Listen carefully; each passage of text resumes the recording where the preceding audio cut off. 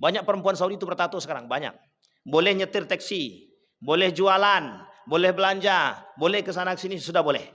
Jadi kebebasan perempuan di Saudi itu baru beberapa tahun belakangan ini kemudian diizinkan. Siapa yang mengizinkan? Siapa yang mengeluarkan? Muhammad bin Salman. Saudi itulah kemudian kehancuran pertama sekali dan munculnya kiamat. Jadi nanti dihancurkan dulu di Saudi itu dulu. Dihancurkan dulu. Saya sedang umrah itu. Saya sedang umrah pas itu dengan jamaah kami. Jadi pas sedang turun dari hotel Madinah itu, pas di hotel kami itu, kita turun nunggu bis mau ikut ziarah. Lewat di depan kami 3 orang. Pakai celana pendek, perempuan. Pakai jaket memang. Nggak usah suzon dulu. Pakai jaket. Dan itu di Madinah. Tak jauh dari Masjid Nabawi itu. Paling sekitar 200 meter lah. Dan itu ada non-muslim. Kenapa kita tahu itu non-muslim? Karena sempat juga ditanya oleh beberapa orang bahwa mereka non-muslim. Mereka datang ke situ namanya visah ziarah, kunjungan. Nah, kemudian di Mekah juga sudah ada. Artinya mereka bukan menginap, tapi mereka berkunjung. Itu sudah ada. Dan itu mohon maaf ada tour guide-nya juga yang sudah disiapkan oleh kerajaan untuk mereka melihat. Yang menjadi masalah adalah sampai diperbolehkan masuk ke dalam masjid. Meskipun tidak ke depan Ka'bahnya, tapi di lantai 3. Kalau saya tak silaf itu di lantai 3. Kemudian sekarang sudah mulai ada visa-visa untuk ziarah, tapi tidak di bulan haji. Tidak di bulan haji. Oke, sampai sini paham Bapak Ibu ya? Itu yang pertama informasinya. Kebenaran informasi itu saya sendiri melihat.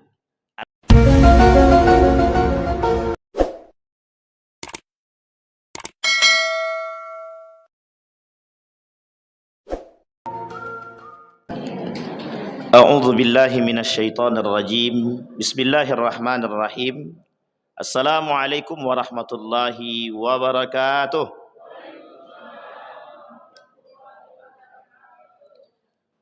Alhamdulillahi rabbil alamin. Alhamdulillahilladzi an'ama bi ni'matil iman wal islam. Bihima tatimmus salihat.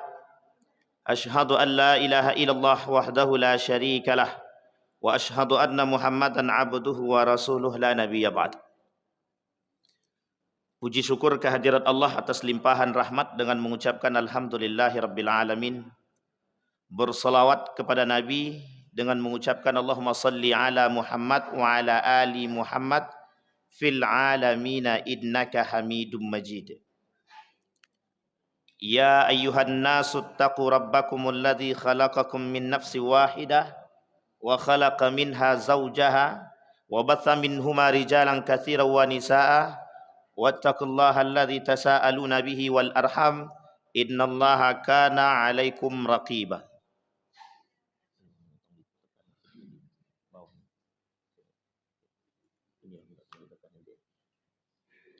Baik Bapak Ibu sekalian yang berbahagia, di subuh hari ini kita mencoba mengangkat belajar bersama, mengetahui sedikit program-program yang memang dilakukan oleh musuh-musuh kita, orang-orang Yahudi dan Nasrani. Kita coba mencari tahu makna ayat di dalam Al-Quran. Ada 2 ayat yang ingin kita coba. Yang pertama, walan tarda ankal yahud walan nasara hatta tattabi'a millatahum. Itu kalimat yang pertama atau ayat yang pertama. Ayat yang kedua, yuriduna liyutfi'u nurallah wallahu mutimmu nurih walau karihal kafirun. Baik. Belum Bu, tenang, sabar.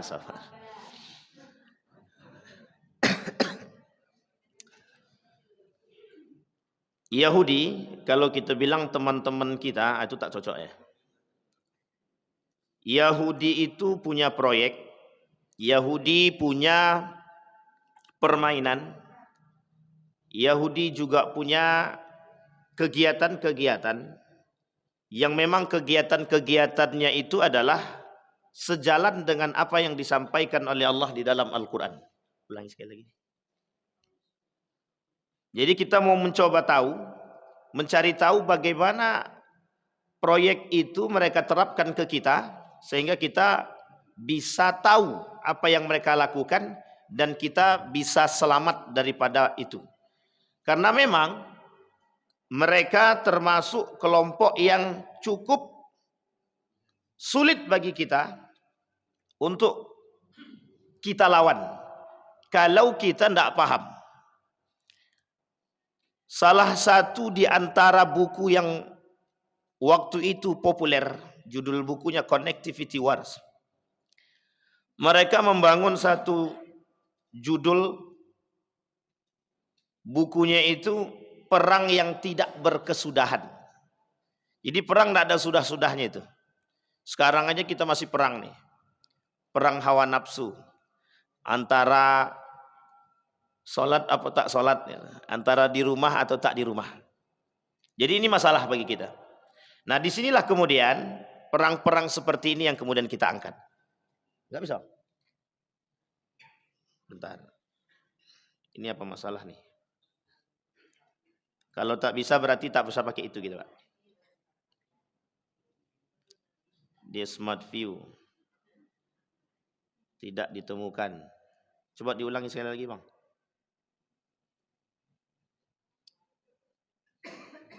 Oke. Belum. Ini. Oh, goyang ya. Sudah. Ke atas sudah. Hilang deh, Pak.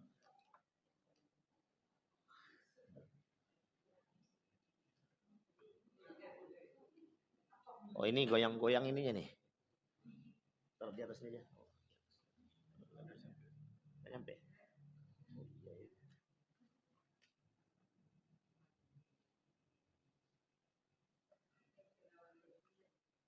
Nggak bisa kita pakai itu karena ada kabel yang tak connect. Karena dia harus kabel HDMI, nggak bisa pakai VGA. VGA dia nggak bisa. Oke, baik. Kita lanjut Bapak Ibu. Maka Bapak Ibu dari ayat tersebut itu yang keluar perkataannya adalah oleh para ulama disebut dengan perang pemikiran. Jadi ayat Al-Quran yang 2 tadi itu menjadi landasan munculnya perang pemikiran. Buya Hamka dalam judul bukunya umat Islam menghadapi tantangan kristenisasi dan sekularisasi. Ini sudah lama di buku. Ditulis ulang.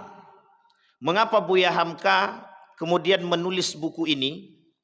Di dalam buku ini itu Buya Hamka menunjukkan karakter-karakter orang Yahudi dan Nasrani. Cuman 2 itu. Karakternya orang Yahudi dan Nasrani.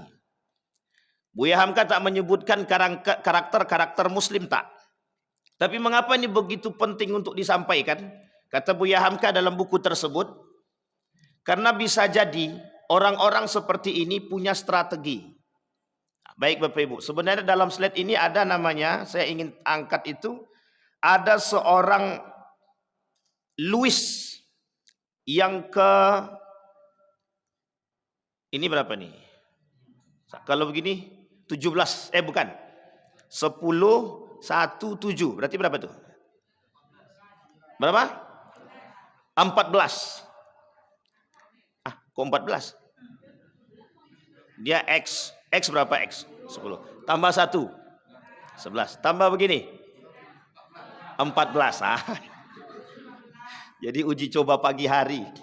Jadi kadang-kadang kurang makan sayur kita nanti. Biar sehat.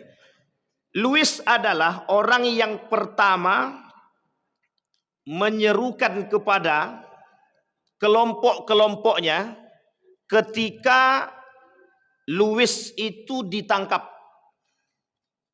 Ketika ditangkap, Louis itu mengatakan kepada pengikutnya melalui surat.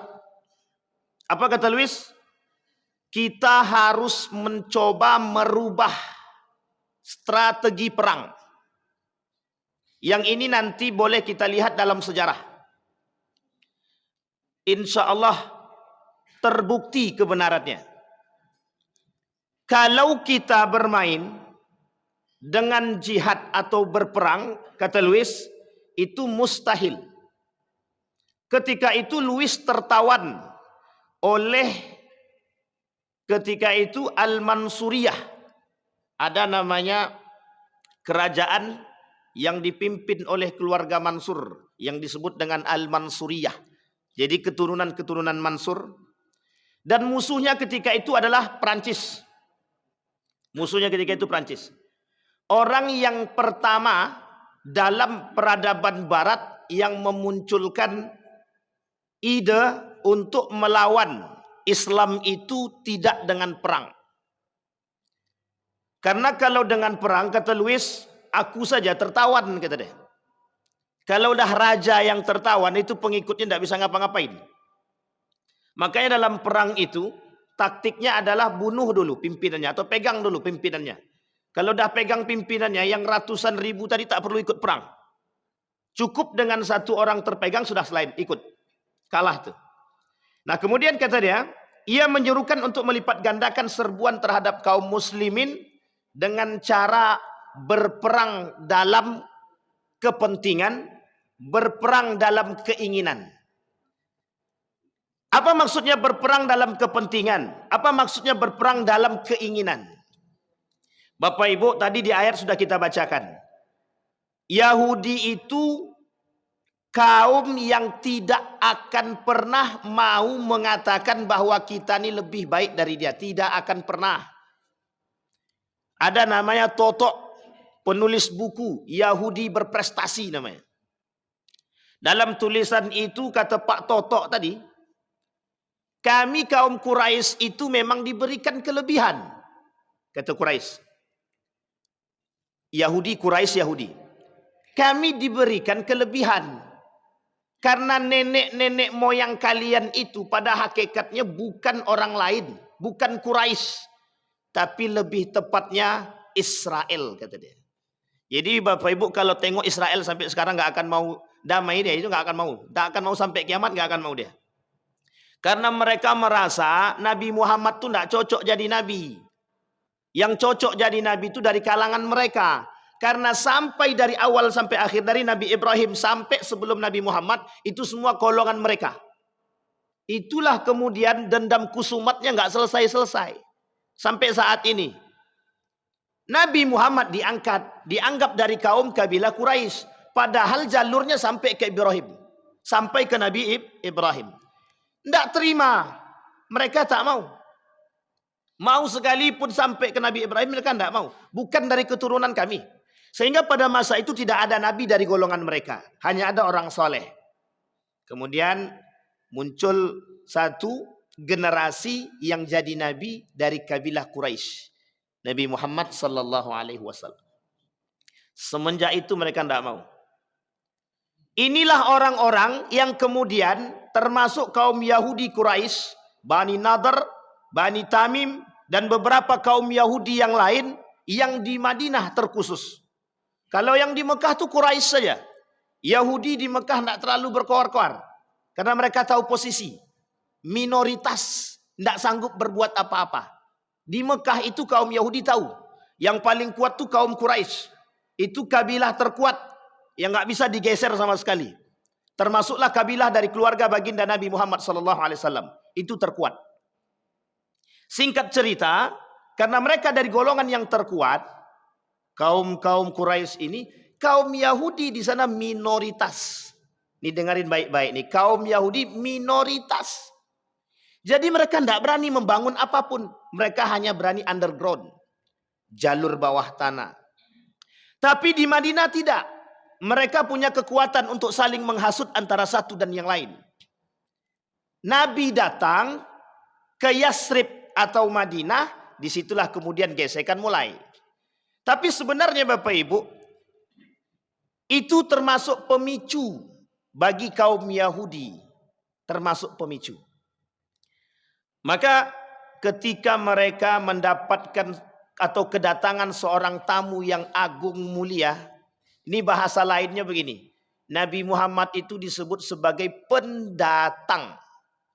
You pendatang tidak berhak tinggal di kampung kami, apalagi memimpin kami. Itu bahasa kasarnya. Makanya sampai saat ini itu ada rasis.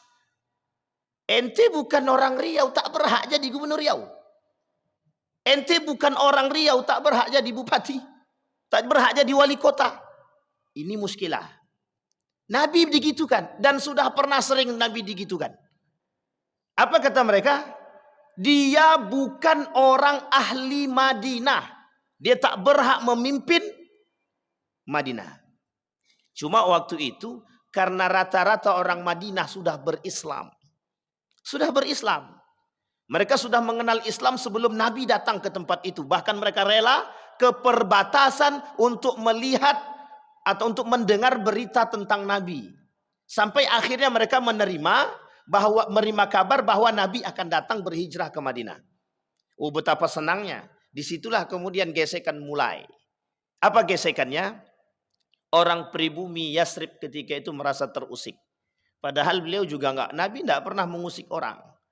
Cuman ketika itu ada pemimpin-pemimpin yang seharusnya mendapatkan haknya sebagai seorang pejabat. Tapi tak jadi. Kalau bahasa lainnya disingkirkan secara permanen. Kenapa? Karena dia tidak beragamakan Islam. Sementara di situ Muslim. Artinya mereka sudah bersyahadat. Terjadilah perang. Cekcok. Tapi karena semua umat Muslim sudah masuk Islam, mereka mau tak mau masuk Islam. Cara mereka merusak itu dengan menghasut. Memang mereka tak ajak Nabi perang. Mereka tak ngajak Nabi perang. Tapi mereka menghasut orang-orang yang pernah dekat dengan mereka untuk kemudian menjelek-jelekkan baginda Nabi Muhammad sallallahu alaihi wasallam. Mereka bandingkan tradisi mereka sebelum datangnya Nabi dengan tradisi yang dibawa oleh baginda Nabi Muhammad sallallahu alaihi wasallam. Artinya apa? Tradisi jahiliyah dibandingkan dengan tradisi datangnya agama Islam. Apa kata mereka? Kami sudah nikmat dengan tradisi kami, jangan dirubah. Tapi tak ada cara. Masyarakat Madinah atau Yasrib ketika itu tetap menikmati dengan keberadaan Nabi. Datang bangun Masjid Kuba. Seminggu kemudian bangun Masjid Nabawi. Jaraknya cuma 1 minggu. Barulah kemudian mereka bangun Masjid Dirar. Masjid Dirar itu masjid berbahaya. Yang tertulis Allah sebut dalam Al-Quran namanya Dirar. Memang Allah yang sebutkan dalam Al-Quran namanya Masjid Dirar. Masjid yang membahayakan. Jadi apa maksudnya? Dari strategi ini kelihatan. Kata komplotan Yahudi tadi. Orang Yasrib tadi. Yang dianggap kelak sebagai seorang munafik tadi, kalau kita tidak masuk ke dalam agama itu, kita tidak bisa mengobrak-abrik agama itu, tidak bisa. Kalau kita tidak masuk ke dalam agama Islam, kita tidak akan bisa meruntuhkan tahtanya Muhammad, kata mereka. Tidak bisa sama sekali. Maka salah satu cara, kalau kita berperang pasti kita kalah. Jumlah kita cuma 40 kurang lebih. Sementara jumlah mereka banyak. Dan diikuti oleh orang asli pribumi itu sendiri. Sehingga singkat cerita, mereka masuk Islam terpaksa. Terpaksa masuk Islam, kemudian ingin mencari kegiatan-kegiatan di dalam Islam yang bisa dirusak. Itulah kegiatannya, itulah kerjaannya Abu Ubaidah bin Salul. Masuk Islam terpaksa, dia rusak tatanan-tatanan keislaman. Dia buat fitnah. Dia buat, kata dia, istri Nabi selingkuh. Semua orang percaya. Termasuk Nabi sendiri, mohon maaf. Nabi Muhammad sendiri ketika itu sudah tahu kalau Abu Ubaidah bin Salul ini ahlul fitnah. Cuma Nabi tak bisa ngapa-ngapain. Nabi tak punya bukti. Abu Ubaidah bin Salul, dia ada bukti. Buktinya apa? Ketika masuk gerbang, ada seorang laki-laki sedang menunggang keledai. Di atas keledai, kalau tak keledai berarti kuda. Di atas kuda atau keledai tersebut istrinya baginda Nabi Muhammad SAW. Siti Aisyah yang ketinggalan rombongan.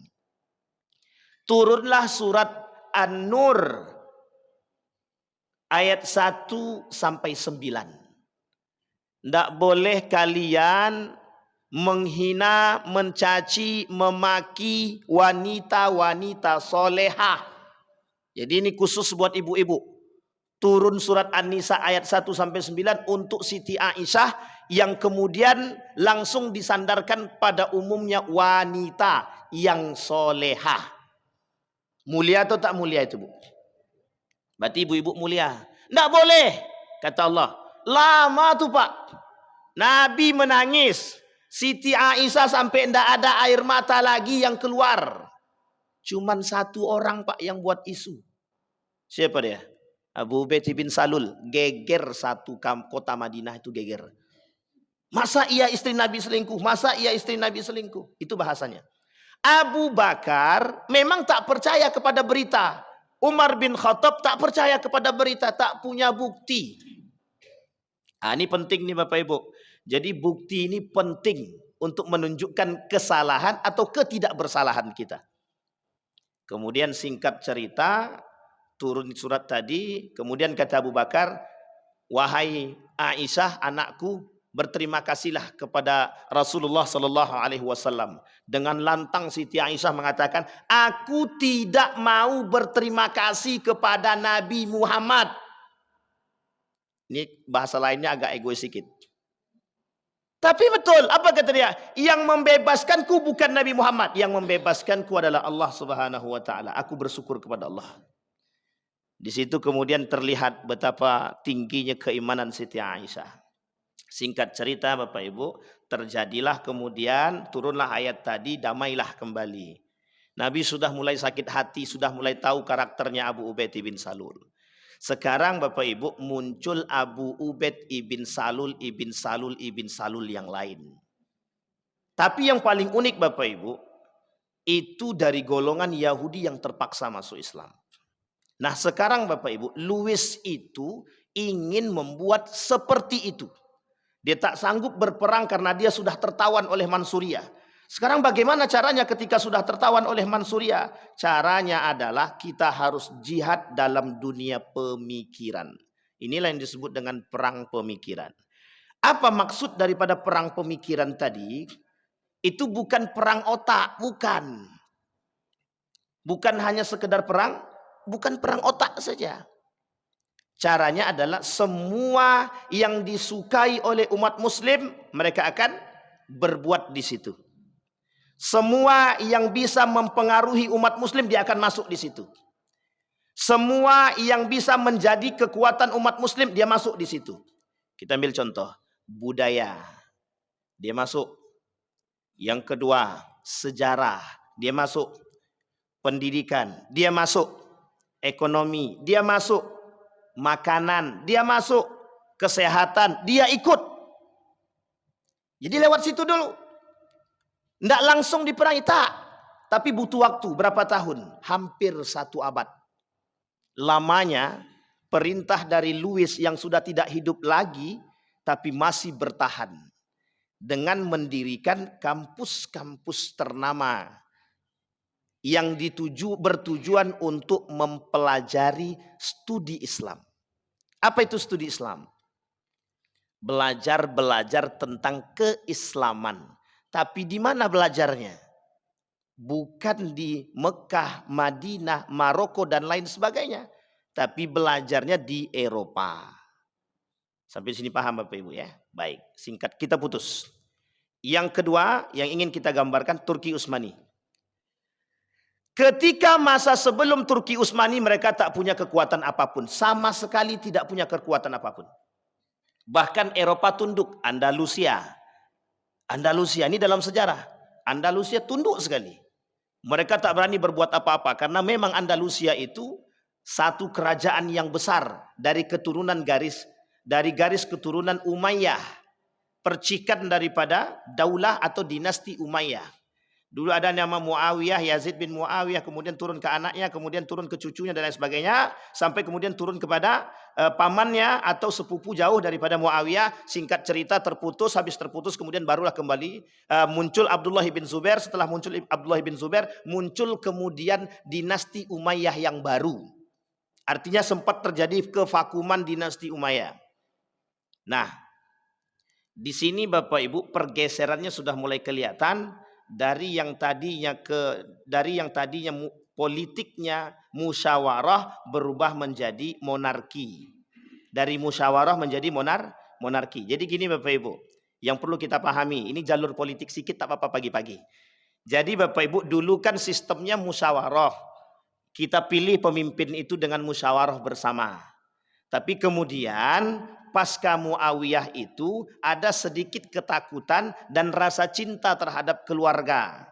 Sehingga mohon maaf ketika itu rasa ketakutan akan kehilangan kepemimpinan, kehilangan kekuasaan, maka bergeserlah nilai musyawarah tadi secara politik itu menjadi monarki atau lebih tepatnya dinasti lah. Dinasti itu berarti turun-temurun. Kapan peletakannya? Tidak ada peresmiannya memang. Tapi ketika dia memilih anaknya, itulah kemudian salah satu kegiatan yang menjadi pertanyaan besar oleh para kaum sahabat Nabi ketika itu. Mengapa Muawiyah melakukan pemilihan anaknya tanpa harus bermusyawarah? Sampai di sini paham ya Bapak Ibu ya? Itulah awal mula perubahan dari sistem atau masa musyawarah atau politik musyawarah menjadi kepada dinasti. Mulai saat itu turun-temurunlah sampai saat ini. Sistem itu turun-temurun sampai saat ini. Apa masalahnya? Mengapa dia seperti itu? Mengapa dia melakukan seperti itu? Satu, ditakutkan hilangnya generasi. Paham maksud saya Bapak Ibu? Biar generasi dia tidak kehilangan, mohon maaf, jabatan. Yang kedua, dengan dalih yang lain, apa itu? Kita ingin merubah satu sistem. Sampai-sampai Muawiyah mengatakan, ini sudah takdirnya Allah. Artinya paham Bapak Ibu ya? Artinya sistem ini berubah sudah kehendaknya Allah. Maka ketika itu Bapak Ibu pada masa Muawiyah juga muncul kelompok namanya Jabariyah. Nah, Jabariyah ini termasuk kelompok yang cukup lah. Nah, sampailah akhir turun-temurun. Nah, mulai kerajaan dan lain sebagainya. Dinasti, sudah mulai ke dinasti. Kembali ke masa dinasti, kembali kepada masalah yang tadi kita sampaikan, Turki Utsmani. 1925 Turki Utsmani runtuh. Sebelum runtuh Turki Utsmani, mereka sudah bermain dulu. Siapa mereka? Kaum Yahudi. Kaum Yahudi sudah bermain dulu. Di mana mereka bermain? Kaum Yahudi sudah bermain pada masa kerajaan Andalusia dan Mongol. Di sini Bapak Ibu akan lihat sejarah kita itu hampir banyak yang membenarkan. Sejarah di mana perpustakaan kita dibakar hanya untuk menghilangkan bekas kecerdasan umat muslim. Jadi begini caranya. Caranya adalah diambil buku-buku umat muslim tadi, dikumpulkan. Termasuk perpustakaannya sekalian dibakar. Jangan ada ditinggalkan. Cuma, ada cumanya. Setelah mereka rubah ke dalam bahasa mereka. Bahasa yang ketika itu yang terkenal ada 3. Persia, bahasa Urdu, bahasa Jerman. Kemudian baru muncul bahasa Inggris. Dulu tidak ada bahasa Inggris itu kekuatan sama sekali. Karena bahasa pertama kali itu bahasa internasional pertama kali bahasa Arab. Bahasa Arab. Itu yang dikenal oleh dunia. Kemudian Eropa tidak terima. Ketika runtuh Turki Utsmani diadakan kongres perubahan bahasa. Dari bahasa Arab menjadi bahasa Inggris. Sampai di sini paham Bapak Ibu ya? Banyak hal yang kemudian digeser.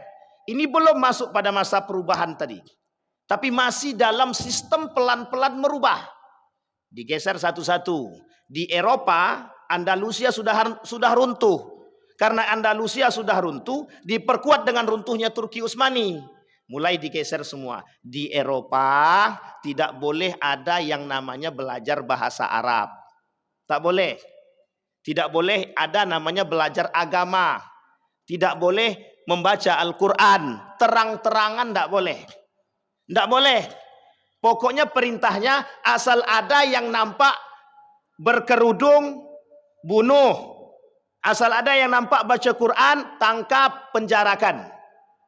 Sehingga ketakutan umat muslim tinggi. Di sini terjadi pergeseran. Yang kuat iman bertahan, yang tak kuat iman mereka kemudian keluar. Ada yang keluar dari muslim. Apa kata mereka? Kami terpaksa keluar dari Islam. Kenapa terpaksa keluar daripada Islam? Ancaman kehidupan. Tidak bisa sholat. Sholat tidak boleh. Kenapa tak boleh? Karena tidak ada azan. Azan kalaupun mau cukup di dalam masjid, tak boleh pakai toa. Siapa yang dengar? Tidak ada. Lama. Sampai pada akhir abad ke-20. Barulah kemudian nampak kejayaan Islam secara perlahan. Sampai di sini paham Bapak Ibu? Itu Bapak Ibu pengaruh daripada perang salib. Ini tidak bisa kita tak boleh kemudian meninggalkan perang salib. Karena faktor utamanya dari kaum Yahudi selesai. Tapi ada faktor kedua Bapak Ibu, dari kaum Nasrani. Jadi yang sakit hati dengan Islam berapa? 2 sekaligus. Satu dari golongan Yahudi, yang satu dari golongan Nasrani. Perang salib itu satu-satunya penyakit yang sampai saat ini oleh mereka dendamnya tidak bisa dimatikan. Tidak bisa. Karena pengaruh perang salib itulah kemudian perang ini menjadi untuk dibuat. Makanya bahasanya adalah kami tidak akan berhenti menghancurkan umat Islam sampai mereka betul-betul tunduk di bawah kekuasaan kami. Itu yang menyampaikan siapa? Ratu Elizabeth dan Raja Ferdinand itu bekerja sama untuk menghancurkan kita. Dibangunlah Oxford University, dibangunlah kemudian McGill University, di Kanada itu. Kemudian ada dulu namanya Jepang University kalau saya tak salah. Kemudian ada lagi ada beberapa universitas yang kemudian dibangun. Salahkah kita? Tak salah kalau kita nak sekolah ke sana asal ada duit aja. Kan itu sekolah paling bergengsi. Mereka buat rating sekolah paling bergengsi di dunia. Jadi kalau Bapak Ibu punya anak udah masuk di Oxford, itu satu dunia yang akan mengagumi itu. Wow, gitu bahasanya. Sampai di sini paham Bapak Ibu ya. Tapi perlu Bapak Ibu pahami bahwa Syekh Abdurrahman As-Sudais alumni daripada situ. Itu ulamanya Mekah, Imam Masjidil Haram, ketua imam sedunia, itu alumni di situ. Alumni daripada baik, sampai di sini paham Bapak Ibu? Nah, itu yang pertama. Yang kedua Bapak Ibu, orang Yahudi dan Nasrani dulu tak pernah kerjasama. Mereka tidak pernah kerjasama. Tapi sekarang harus kerjasama untuk menghancurkan Islam. Sehingga Bapak Ibu, Islam pernah jaya pada masanya. Dari Nabi Muhammad SAW sampailah Turki Utsmani, Islam berjaya. Pada masa kejayaan Islam dari Nabi Muhammad SAW sampai pada masa Turki Utsmani, ini masa disebut dengan masa kegelapan. Siapa yang memunculkan pernyataan tersebut? Para ahli filsafat barat yang ada di Eropa. Salah satunya adalah Edward.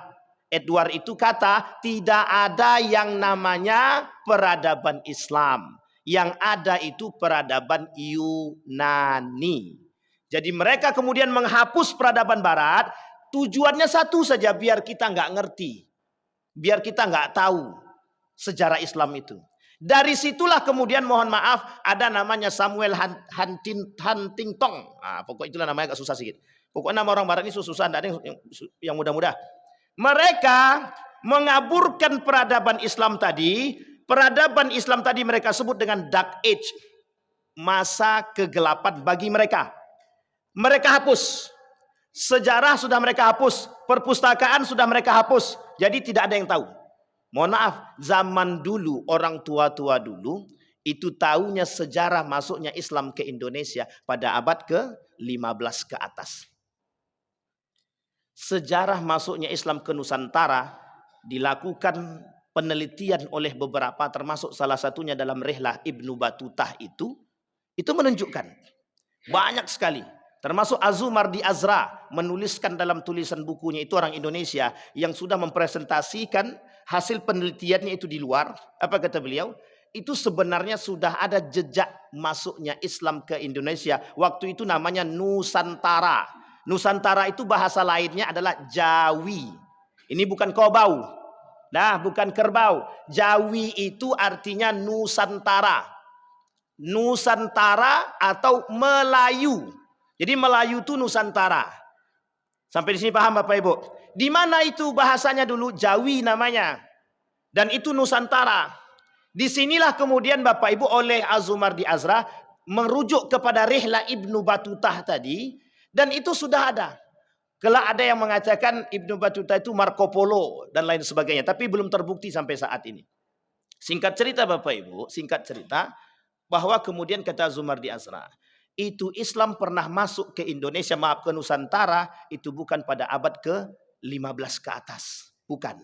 Tapi sudah pernah diinjak kakinya itu di Nusantara pada abad ke-7 dan ke-8.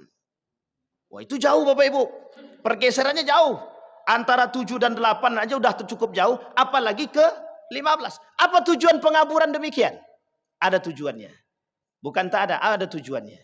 Kita umat muslim harus dijauhkan dulu dari sejarah. Jadi gini Bapak Ibu, sejarah itu kenapa kita tidak boleh tahu, kita umat muslim tidak boleh tahu kebenaran sejarah. Karena kalau kita tahu akan kebenaran sejarah, maka justru kita akan mengambil. Mereka takut bahwa kita akan mengambil kembali hak-haknya kita. Termasuklah masalah keilmuan. Contoh kedokteran. Kan ada namanya Ibnu Sina. Ya kan? Contoh perpajakan. Ada namanya Abu Yusuf. Tata negara. Ada namanya Al-Ahkam As-Sultaniyah Al-Mawardi. Banyak Bapak Ibu. Kemudian ahli-ahli di bidang itu umat muslim semua. Penemunya.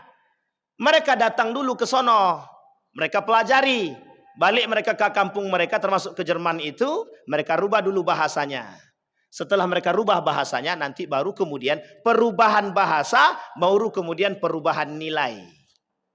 Jadi banyak faktornya Pak, yang harus mereka rubah dulu. Memang lama, makanya butuh waktu hampir 1 abad. Bahkan sampai saat ini masih terasa penjajahan mereka terhadap pikiran tadi itu masih terasa. Sampai di sini paham ya Bapak Ibu ya? Baik. 1 baru dari sisi sejarah baru. Nah, kita tidak boleh buta nih, kita tidak boleh buta. Dalam Islam kita sebut sebagai golden age. Masa keemasan itu kita yang punya, umat muslim. Disitulah kemudian dinasti Umayyah, dinasti Abbasiyah melahirkan tokoh-tokoh internasional. Yang tadi saya sebutkan. Ibnu Khaldun, Al-Faruzi, Al-Jabar, dan lain sebagainya. Ini orang-orang yang muncul pada masa itu sebagai orang-orang terkenal. Ibnu Rushdi. Nah, salah satu di antara para ulama yang tadi kita sebutkan, Muslim scholars tadi, ilmuwan muslim tadi, yang paling mendominasi di Eropa itu satu. Siapa namanya? Ibnu Rushdi. Penulis buku Bidayatul Mujtahid wa Nihayatul Muqtasid. Siapa Ibnu Rushdi itu? Ahli kimia, ahli fisika. Bukan ahli Islam dulu. Tapi memang Ibnu Rushdi punya keahlian sekian banyak. Termasuk salah satunya masalah fisika, kimia, dan lain sebagainya. Kemudian Ibnu Rushdi menuliskan satu buku judulnya tentang fikih. Buku Bidayatul Mujtahid termasuk buku ikhtilaf. Artinya buku fikih yang dimasukkan di dalamnya berbagai macam ikhtilaf. Pendapat si A, pendapat si B, pendapat si C, pendapat si D. Jadi 4 mazhab dimasukkan semua. Buku itu ada 2 jilid. Sampai di sini paham ya Bapak Ibu. Ibnu Rushdi menjadi penasehat kerajaan di masa Andalusia. Bahkan Ibnu Rushdi termasuk satu-satunya manusia yang ketika itu yang bisa menerjemahkan bahasa Aristoteles dan Plato dalam suratnya yang sudah pernah berumur lama. Yang bisa menerjemahkan cuman Ibnu Rushdi. Karena Ibnu Rushdi ini orangnya pinter cerdas, para ilmuwan tadi, ilmuwan barat tadi belajar filsafat kepada Ibnu Rushdi. Ibnu Rushdi diangkat menjadi penasehat. Karena mereka tidak suka dengan Ibnu Rushdi menjadi penasehat, mereka anggap bahwa Ibnu Rushdi bukan orang ahli pribumi. Itu yang pertama. Yang kedua, bahwa Ibnu Rushdi adalah kaum muslimin. Yang kedua. Yang ketiga, mereka buat isu terhadap Ibn Rusdi bahwa Ibn Rusdi menjilat kepada negara. Satu. Yang kedua, dibuat isu bahwa Ibn Rusdi ini mengada-ngada dalam mengambil kebijakan. Penasehat itu pemutus kebijakan. Kerajaan bertanya kepada Ibn Rusdi, bagaimana pendapatnya? Karena dia ulama waktu itu. Singkat cerita Bapak Ibu, Ibn Rusdi diasingkan di kampung halaman sampai dia meninggal. Ketika Ibn Rusdi sudah meninggal, di sini Pak, ini masanya Bapak Ibu. Ketika Ibn Rusdi meninggal, disinilah semua nilai-nilai Islam dalam pelajaran-pelajaran, dalam semua tatanan disingkirkan. Tidak boleh ada. Ini awal mula Eropa berubah menjadi sekuler. Eropa dulu belum Turki, baru Eropa. Barulah kemudian ketika Kemal Atatürk dipengaruhi. Oleh siapa yang mempengaruhi? Orang-orang yang belajar. Orang-orang asli Turki belajar ke Eropa. Ngapa mereka belajar ke Eropa? Untuk mempelajari bahasa demokrasi. Sampai sini paham ya Bapak Ibu? Itu bahasanya sederhana, demokrasi. Lembut kan bahasanya? Lembut. Tapi demokrasi yang mereka maksud tak sama dengan demokrasi yang kita maksud. Demokrasi yang mereka maksud tak sama dengan Islam. Demokrasi dalam pandangan Islam. Tidak. Nilai sudah bergeser. Tidak ada namanya. Pokoknya kata mereka, yang namanya ilmu itu bagi mereka bebas nilai. Pertanyaannya, siapa yang mempengaruhi? Dua. Pertama, itu kaum Yahudi. Yang kedua, orang-orang kerajaan yang memiliki kepentingan. Nah, ini agak apa sedikit nih, agak sensitif. Disitulah kemudian semakin kuat pergeseran itu Bapak Ibu. Semakin kuat. Kemudian Turki Utsmani runtuh. Setelah runtuh Turki Utsmani, barulah kemudian Eropa kembali bekerja sama dengan Kemal Atatürk. Sampailah saat ini di Turki itu masih terasa yang namanya sekuler. Nah, itulah kemudian di Indonesia itu ada nama tokoh terkenal, namanya Nurcholish Madjid. Sampai sini tenang Bu, tenang. Nurcholish Madjid itu termasuk salah satu mahasiswa terbaik di dunia ketika berada di McGill University. Karena beliau pernah menjadi dosen di McGill University itu sendiri. Saking baiknya dan terkenalnya. Pulang ke Indonesia, ada satu pernyataan beliau ketika dia ceramah, bukan ceramah sebenarnya, berpidato. Di mana dia berpidato? Di Bundaran HI kalau tak salah saya. Pada tahun, saya lupa tahunnya, ingat. Pokoknya pernah dia berpidato di situ, dikutip oleh beliau ini, Buya Hamka. Apa isinya? Sekulerisasi dalam Islam. Apa maksudnya? Mencoba menghilangkan nilai-nilai Islam yang fanatik, kemudian memasukkan unsur-unsur pemikiran Barat, kemudian dicampur adukkan antara Islam, nilai-nilai Islam dengan nilai-nilai Barat tadi. Sehingga apa yang terjadi? Yang terjadi adalah bagaimana kita umat Islam secara perlahan menghilangkan nilai-nilai Islam secara fanatik. Sampai sini paham Bapak Ibu? Nah, saya ingin sampaikan kepada kita semua Bapak Ibu bahwa itu proyek yang mereka lakukan. Nah, ini kan sudah kelihatan pergeserannya. Kok bisa? Ya bisa. Karena mereka mendirikan Oxford itu tidak ada tanpa tujuan. Pasti dengan tujuan. Tujuannya adalah merusak pola pikir anak-anak Muslim yang belajar ke sana. Termasuk salah satunya yang ingin mereka rusak, generasi-generasi Saudi. Sampai sini paham Bapak Ibu ya? Baik. Jadi jangan dikira tidak ada koneksi antara Israel, Amerika, itu tidak akan bisa Pak. Amerika berantem dengan Israel, itu kecil kemungkinan. Kecil kemungkinan. Kecuali nanti Amerika sudah ditaklukkan oleh kerajaan Islam. Mungkin. Tapi mustahil untuk saat ini Amerika dengan Israel itu putus, itu mustahil. Kenapa? Mohon maaf. Yang bertaut di situ Yahudi terberat. Artinya masih ada nenek moyangnya Yahudi Georgia itu di situ gitu. Jadi mereka nggak bisa Pak. Rothschild, Freemasonry yang dulu pernah terkenal, Freemason, Rothschild, kemudian Secret Society, masyarakat rahasia, itu sudah ada Pak. Yang membunuh John Kennedy siapa? Kalau bukan mereka.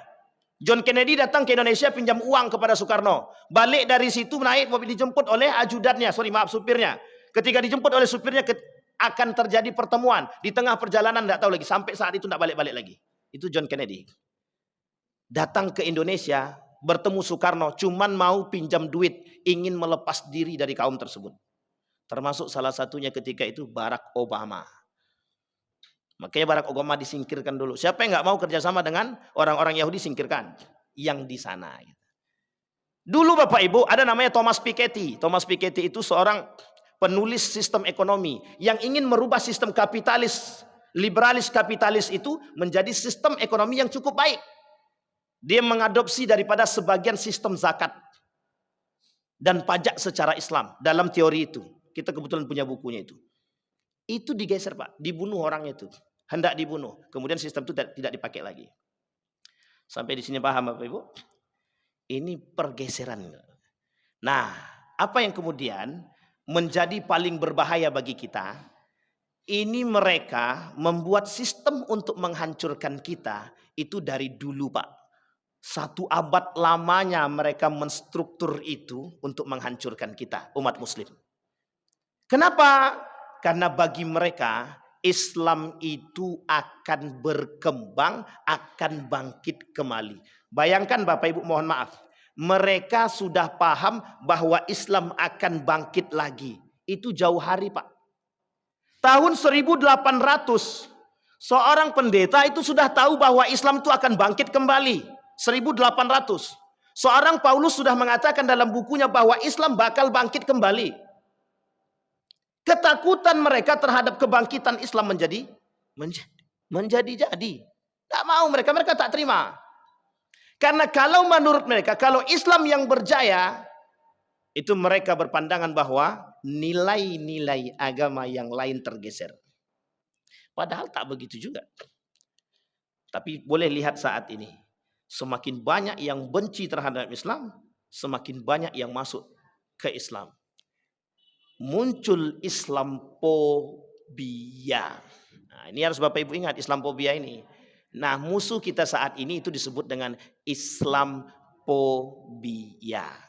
Itulah kaum-kaum munafik, itulah kaum-kaum liberal, itulah kaum-kaum sekuler, itulah kaum-kaum plural, itulah kaum-kaum yang memang feminisme, sekularisme, kemudian liberalisme, pluralisme, revitalisme dan lain sebagainya. Pokoknya yang ada isme-isme lah. Ibu-ibu mesti mendukung feminisme kan? Feminisme itu gerakan kaum Yahudi untuk menghancurkan kesalehan ibu-ibu. Pokoknya kita perempuan harus kerja. Begitu bahasanya itu. Pokoknya kita perempuan tidak boleh diinjak-injak. Hak asasi kita harus ada. Nah, ini bahasanya Pak. Tercucilah otak, termasuk salah satunya di Saudi. Sekarang Saudi perempuan boleh pakai celana pendek. Boleh pakai celana. Tapi tetap dibalut dengan baju hitam itu. Nah, pokoknya jubah hitam itulah. Tapi nampak tak ada masalah. Kemudian boleh pakai kerudung. Nampak tak ada masalah. Banyak perempuan Saudi itu bertato sekarang, banyak. Boleh nyetir taksi, boleh jualan, boleh belanja, boleh ke sana ke sini, sudah boleh. Jadi kebebasan perempuan di Saudi itu baru beberapa tahun belakangan ini kemudian diizinkan.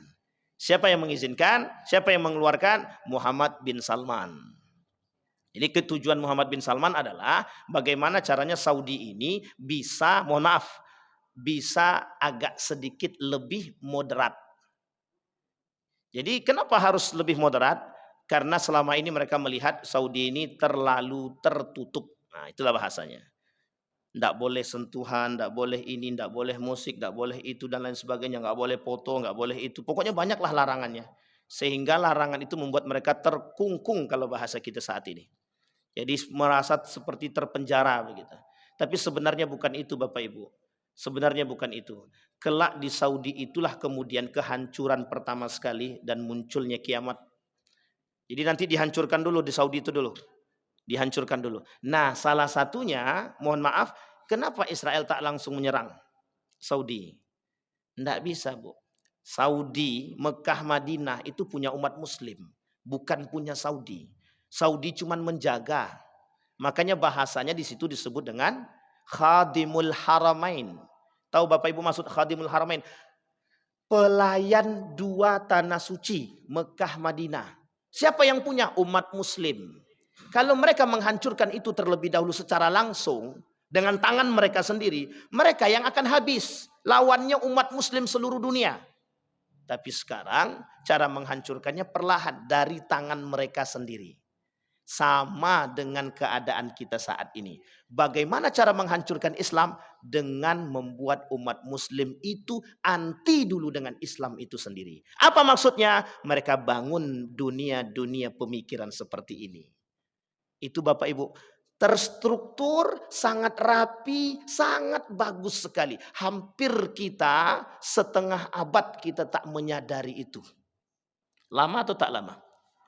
Setengah abad kita tak menyadari betapa kuatnya mereka merasuki pola pikir kita Bapak Ibu. Itu baru dari aspek sejarah. Sehingga kita ditutupi dengan aspek tersebut Bapak Ibu. Banyak sejarah. Termasuk salah satunya mohon maaf. Di dalam dunia pendidikan terkhusus di dalam dunia keislaman itu ada banyak. Salah satunya adalah buku bahasa Arab. Ada namanya kamus Munjid namanya. Itu yang buat bukan orang muslim. Itu kamus terlengkap di dunia, tidak ada tandingannya itu. Tebal. Justru itu dibuat oleh non muslim. Namanya Al-Munjid.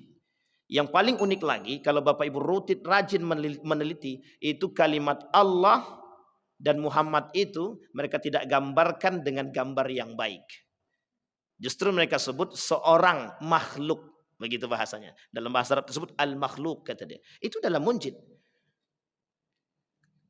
Hadis-hadis.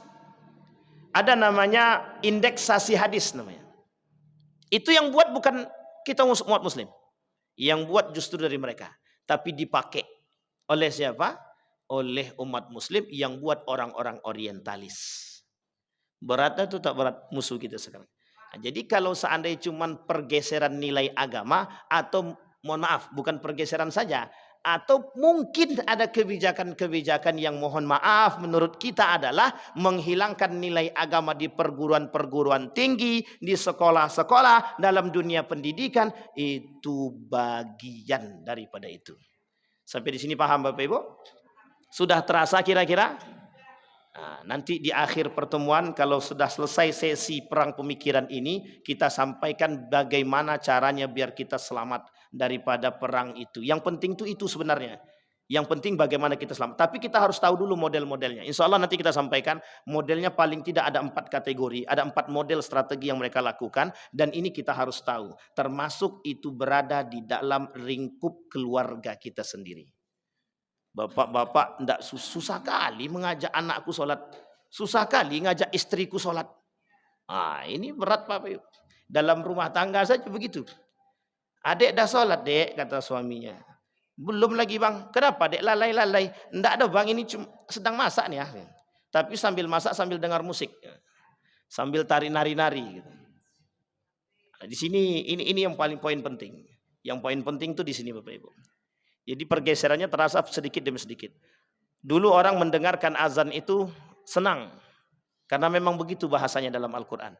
Perlahan hati mereka itu akan tertutup secara perlahan. Dan mereka akan sedikit merasa gelisah ketika mendengarkan ayat-ayat Al-Quran. Bukan lagi senang tapi gelisah.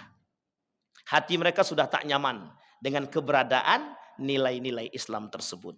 Nanti kelak muncul Islamophobia namanya. Orang-orang muslim atau non muslim yang tidak suka dengan Islam atau orang-orang muslim yang tidak suka juga dengan Islam itu sendiri. Saya kira itu saja. Ada pertanyaan Bapak Ibu yang mau bertanya silahkan. Ini aspek sejarah penting untuk dipahami. Kalau bahasa lainnya adalah nilai, jendela peradaban. Sejarah adalah jendela peradaban. Ada Bapak Ibu yang bertanya? Kalau tak ada berarti alhamdulillah. Assalamualaikum Ustaz. Waalaikumsalam Bang. Izin, saya mau ke pangkal gaji tadi. Boleh Bang, pangkal gaji. Di pangkal gaji, Ustaz menyampaikan Islam itu sudah ada di Madinah sebelum Rasulullah datang ke Madinah.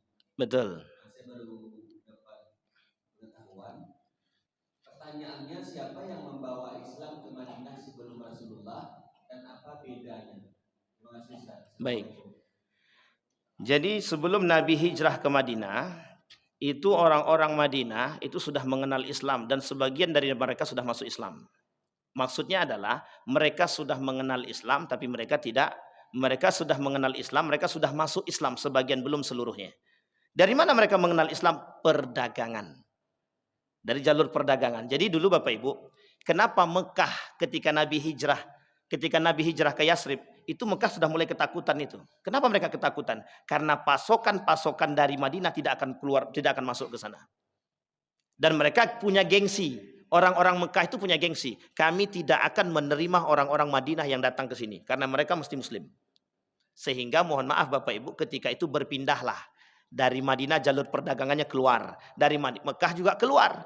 Ternyata, mohon maaf ketika itu, ternyata dari Mekah pun mau ke tempat yang lain, tak bisa lagi. Sudah ada pemboikotan karena kebencian terhadap sesama manusia. Yang paling unik adalah, karena Islam, orang rela memboikot kabilah. Jadi karena kabilah Quraisy itu benci terhadap Muhammad, yang mereka benci bukan hanya Muhammad, termasuk kabilah-kabilah Madinah.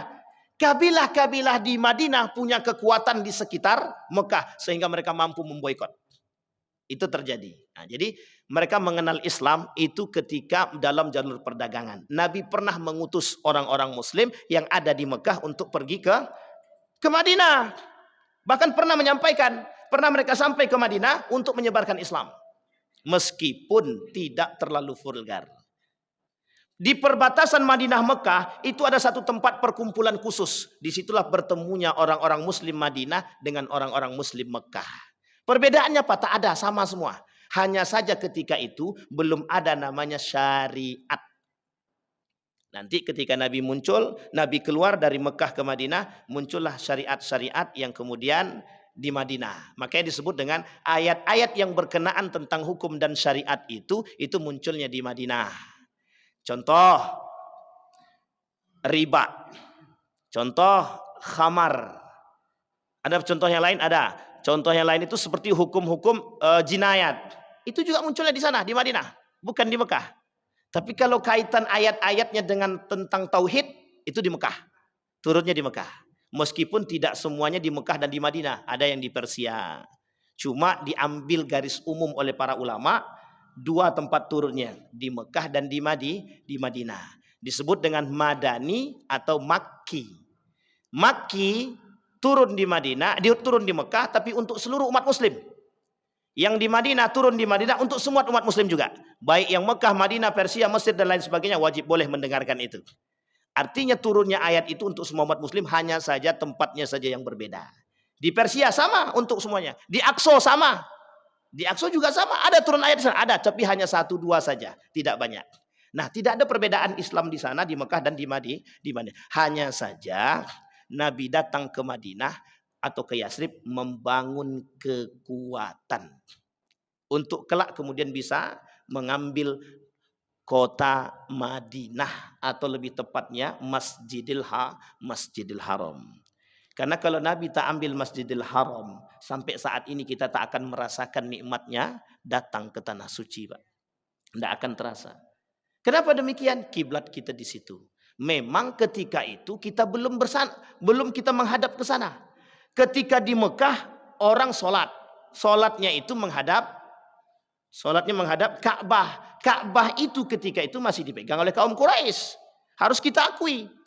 Nabi belum pegang. Sampai di Madinah, kalau tak salah sekitar 1 bulanan perubahan. Kalau tidak 1 bulan berarti sekitar seminggu lah, saya lupa. Yang paling kuat itu sebulan atau seminggu gitu. Itu baru perubahan kiblat itu. Antara dari Baitul Maqdis atau Masjidil Aqsa dipindahkan ke. Pertanyaannya waktu itu, seminggu Nabi sudah mendirikan Masjid Kuba, Nabi mendirikan Masjid Nabawi. Kira-kira ketika itu kiblatnya kemana? Masjidil Haram atau Baitul Maqdis? Jadi begini Bapak Ibu. Dalam unsur kalimat fawalli wajhaka syatral Masjidil Haram itu oleh para ulama kemudian diterjemahkan banyak. Kalau Imam Syafi'i mengatakan ainul qiblah, wajib menghadap kiblat. Itu Imam Syafi'i. Tapi dalam mazhab Imam Malik atau Imam Abu Hanifah tidak. Fawalli wajhaka syatral Masjidil Haram itu menghadap ke Masjidil Haram, menghadap. Jadi kalau bergeser sedikit, mohon maaf ya Bapak Ibu, ini ikhtilaf. Bergeser aja sedikit, itu tak ada masalah. Tak ada masalah. Asal di sana kiblat enggak menghadap ke sono. Sama Bapak Ibu ya, karena ada batasan yang mereka berikan. Nah, jadi itu kemudian dalam ikhtilafnya. Nah, kenapa kemudian Allah memerintahkan untuk merubah kiblat tadi? Kapan diperintahkan? Ketika di Madinah. Itu menjadi hukum, menjadi hukum. Perintah perpindahan kiblat itu kemudian menjadi hukum. Itu sejarah Nabi. Sejarah baginda Nabi Muhammad SAW. Tujuannya cuma satu saja. Liyutsabbita bihi fuadakum. Tengok siapa muslim yang paling baik itu. Nah, kalau dia berpindah. Nah, orang Yahudi, kalau mohon maaf, orang Yahudi yang ada di sana itu senang kalau seandainya kiblatnya menghadap Baitul Maqdis. Kenapa? Karena memang poros mereka di sana. Porosnya di sana, Palestina. Sehingga ketika perubahan dari Palestina dari Masjidil Aqsa ke Masjidil Haram, itu membuat orang-orang Muslim, orang-orang Islam dari kalangan baik Yahudi, dari kalangan Nasrani, itu kemudian keluar daripada Islam, murtad. Wah, enggak bisa ini tuh buat Muhammad aja itu. Nah, itu perintahnya Bapak Ibu. Sudah paham Bapak Ibu ya? Tapi di Mekah sudah berubah ketika itu? Belum. 1 pekan kemudian 3 hari kemudian baru berubah yang di Mekah. Ya enggak bisa langsung, enggak ada telegram ketika itu. Apalagi WA. Jadi susah. Sampai di sini paham Pak ya? Baik. Jadi tidak ada perbedaan antara Islam Mekah dan Madinah. Hanya saja pengukuhan keislaman masyarakat Mekah itu ketika Nabi sampai di Yasrib, atau lebih tepatnya di Madinah. Baik, saya kira itu saja Bapak Ibu sekalian yang berbahagia. Ada pertanyaan Pak? Terakhir untuk Bapak.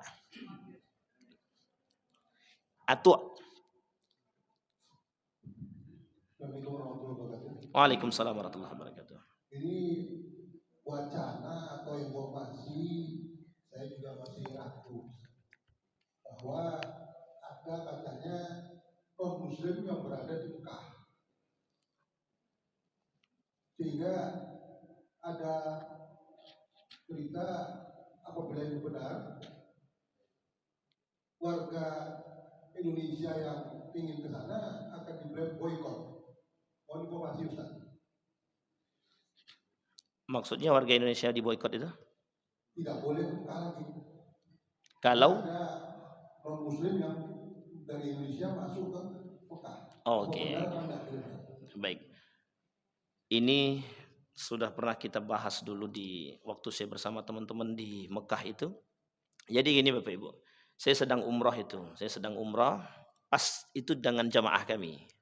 Jadi pas sedang turun dari hotel Madinah itu, pas di hotel kami itu, kita turun nunggu bis mau ikut ziarah, lewat di depan kami 3 orang, pakai celana pendek, perempuan, pakai jaket memang, nggak usah uzun dulu, pakai jaket. Dan itu di Madinah, tak jauh dari Masjid Nabawi itu, paling sekitar 200 meter lah. Dan itu ada non Muslim. Kenapa kita tahu itu non Muslim? Karena sempat juga ditanya oleh beberapa orang bahwa mereka non Muslim, mereka datang ke situ namanya visah ziarah, kunjungan. Nah, kemudian di Mekah juga sudah ada. Artinya mereka bukan menginap, tapi mereka berkunjung. Itu sudah ada. Dan itu mohon maaf ada tour guide-nya juga yang sudah disiapkan oleh kerajaan untuk mereka melihat. Yang menjadi masalah adalah sampai diperbolehkan masuk ke dalam masjid, meskipun tidak ke depan Ka'bahnya, tapi di lantai 3. Kalau saya tak silap itu di lantai 3. Kemudian sekarang sudah mulai ada visa-visa untuk ziarah, tapi tidak di bulan haji. Oke, sampai sini paham Bapak Ibu ya? Itu yang pertama informasinya. Kebenaran informasi itu saya sendiri melihat. Artinya ada non-muslim yang masuk hanya untuk ziarah. Kemudian yang kedua, yang harus Bapak Ibu pahami begini. Saya tidak membela, kemudian saya tidak mengatakan masalah juga. Jadi gini, dulu ketika kita masuk Saudi itu ditulis besar-besar. Tapi bukan di Saudi. Di Madinah, ketika kita masuk Jeddah, ketika ingin keluar dari bandara Jeddah, itu ada tulisannya. Termasuk di Madinah. Ketika kita masuk Madinah, itu ada tulisannya. Non-muslim dilarang masuk. Betul Bapak Ibu ya? Yang perangkat tahun 2010 sampai 2020 ke bawah itu mesti sudah ada. Nah, singkat cerita Bapak Ibu, muncullah kebijakan untuk memberikan kebebasan bagi orang-orang non-muslim untuk berziarah. Dulu sudah pernah terjadi. Jadi gini, apa alasan dulu? Alasannya kenapa non muslim tak boleh masuk? Itu tanah suci, itu yang pertama. Yang kedua, dulu ada namanya pada abad ke-17 itu ada seorang pemuka orientalis itu datang ke sana untuk meneliti Ka'bah termasuk Hajar Aswad. Saya kebetulan bukunya ada di rumah, saya tak bawa. Itu meneliti Hajar Aswad. Ketika sedang meneliti Hajar Aswad, dia pura-pura masuk Islam. Diperbarui KTP karena nggak bisa masuk kan. Dia perbarui KTP-nya, kalau bahasa kita KTP, kemudian dia berhasil masuk, kemudian dilakukan penelitian. Tahunya kapan? Ketika sudah penelitian tersebut terbit. Ternyata itu ateis. Dia bukan muslim tapi ateis. Singkat cerita kemudian pihak kerajaan melakukan klarifikasi dan lain sebagainya. Tapi Bapak Ibu, dalam beberapa pandangan, kita harus fair juga. Itu sebenarnya masuknya orang non muslim ke Mekah di Madinah asal tidak di tanah haram itu tidak ada masalah. Diperbolehkan. Itu diperbolehkan. Tidak masuk dalam tanah haram. Jadi yang menjadi batasnya apa? Tanah haram. Jadi di luar dari batas tanah haram itu tidak ada masalah. Cuma ulama sepakat ketika itu. Termasuk dari ulama Saudi, ulama Mesir, dan beberapa ulama yang lain. Karena itu penting. Untuk menjaga kesucian tanah suci tadi. Mereka mengatakan tidak boleh masuk ke Mekah dan Madinah. Makanya mohon maaf di Jeddah masih banyak. Di Riyadh apa tak lagi. Begitu. Sampai sini paham Pak ya? Nah, kebijakan itu betul. Membolehkan kemudian dibuatlah baru-baru ini 2 tahun belakangan ini dimunculkanlah kebijakan namanya boleh visa ziarah untuk non muslim. Meskipun tidak terlalu masif karena kalau sekaligus banyak mesti umat muslim protesnya besar-besaran. Tapi pelan-pelan Pak. Kalau pelan-pelan kan cuman yang komentar 1-2, cuman Masjid Nurul Yakin aja. Masjid yang lain tak ada komen.